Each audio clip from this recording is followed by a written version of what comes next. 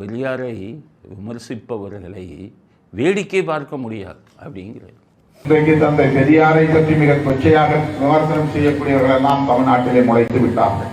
திமுக, அதிமுக போன்ற கட்சிகள் ஆளும் கட்சியாக ஆண்ட கட்சியாக இருக்கிற காரணத்தினால் நாம் இறங்கி போய் அப்படிப்பட்டவர்களுக்கு பதில் சொல்ல தேவையில்லை என்று அமைதி காக்கலாம். அப்படி விடுதலை சிறுத்தைகளும் நாம் வேடிக்கை பார்க்க முடியாது. திருமாவளவனுக்கு அம்பேத்கர் தலைவரா இல்லை இந்த ஈவேரா தலைவரான்னு எனக்கு தெரியல. முதல்ல கட்சி பேரை மாற்றுங்க.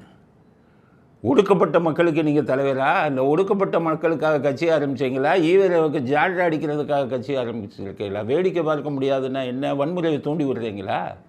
வன்முறை பண்ணுவீங்களா? பெரிய ஈவேராவை பற்றி பேசுனா அரசியலில் விமர்சனம் என்பது அடிப்படை விஷயம். யாராக இருந்தாலும் விமர்சனம்ங்கிறது இந்திய அரசியல் சட்டத்தில் ஒவ்வொரு மனிதனுக்கும் கொடுக்கப்பட்ட உரிமை. அந்த விமர்சனம் உங்களுக்கு தப்பாக தெரிஞ்சால் போய் வழக்க போடுங்க. வேடிக்கை பார்க்க முடியாதுன்னா என்ன? அடியால் வச்சு அடிப்பீங்களா? அதைத்தான் கேட்குறேன். அடியால் வச்சு அடிப்பீங்களா? அதுதானே. அதனால் விமர்சிக்கக்கூடாதுன்னு சொல்கிறதுக்கு யார் நீங்கள்? ஈவேரா அன்னைக்கு ஒவ்வொரு சாமிகளையும் வாய்க்கு வந்தபடி பேசினார, விமர்சனம் பண்ணார. அங்கே எங்கே போனீங்க நீங்கள்? பிறந்தீங்களா? அப்போ அந்த விமர்சனத்தை பற்றி யார்